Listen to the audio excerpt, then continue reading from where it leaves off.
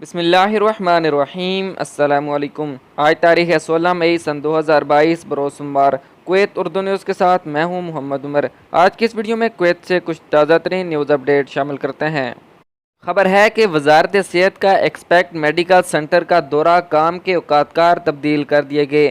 شوائخ میں غیر ملکی میڈیکل ٹیسٹ سینٹر کی جانب سے فراہم کی جانے والی خدمات کی کارکردگی اور معیار کو بہتر بنانے کے لیے وزیر صحت ڈاکٹر خالد السعید نے آج سینٹر کا دورہ کیا ہے تاکہ جاری کام کو دیکھا جائے اور مختلف مشاہدات حاصل کیے جائیں۔ وزیر صحت کے دورے کے دوران وزارت کے انڈر سیکرٹری ڈاکٹر مصطفیٰ رضا اور محکمہ صحت عامہ کے ڈائریکٹر ڈاکٹر محمد السعید ان کے ہمراہ تھے۔ مشاہدے اور معائنے کے بعد یہ فیصلہ کیا گیا ہے کہ کویتی اسپانسر گھریلو ملازمین کو صبح 7:30 بجے سے دوپہر 1 بجے تک اور غیر ملکی کارکنان کو دوپہر 1 بجے سے رات 8 بجے تک وصول کرے گا۔ پہلے سے بک کی گئی تاریخوں پر صبح اور شام کے اوقات میں دورہ ہوگا۔ زیادہ تر ہجوم سے بچنے کے مقصد سے وزارت نے زائرین سے کہا ہے کہ وہ اپنے پیشگی تحفظات کے مطابق امتحانی مراکز پر جلدی پہنچیں۔ اگلی خبر کی جانب بڑھتے ہیں کہ بدھ کو ہندوستانی سفارتخانے میں اوپن ہاؤس میٹنگ کا انعقاد کیا جائے گا۔ بدھ یعنی 18 مئی 2022 صبح 11 بجے سے 12 بجے تک سفارتخانے کے احاطے میں ہندوستانی سفارتخانہ ہفتہ وار اوپن ہاؤس میٹنگ منعقد کرے گا۔ رجسٹریشن صبح 10 بجے شروع ہوگی۔ اوپن ہاؤس میں شرکت کویت میں ہندوستانی شہریوں کے لیے کھلا رہے گا بشرطیہ کہ وہ کووڈ-19 سے محفوظ ہوں اور ایونٹ کے لیے ورچوئل پلیٹ فارم استعمال نہیں کیا جائے گا۔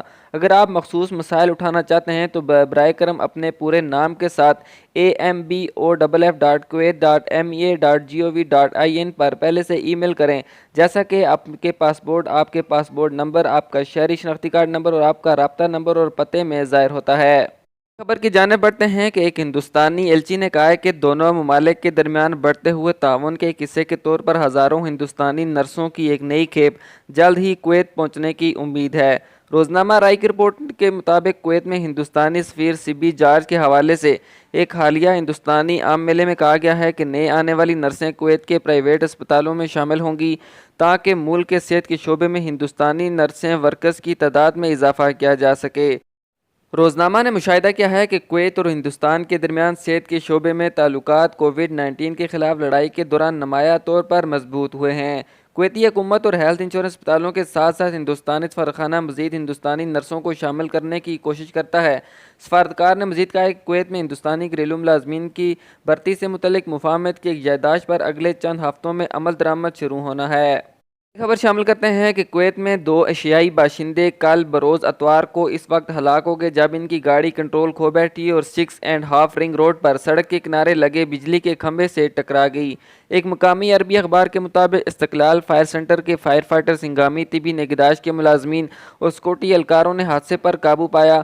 دونوں مردوں کی لاشوں کو فرانزک کے لیے منتقل کر دیا گیا ہے جبکہ 2 دیگر افراد جو شدید زخمی تھے کو اسپتال کے انتہائی نگہداشت یونٹ میں لایا گیا ہے جہاں پر وہ زیر علاج ہیں۔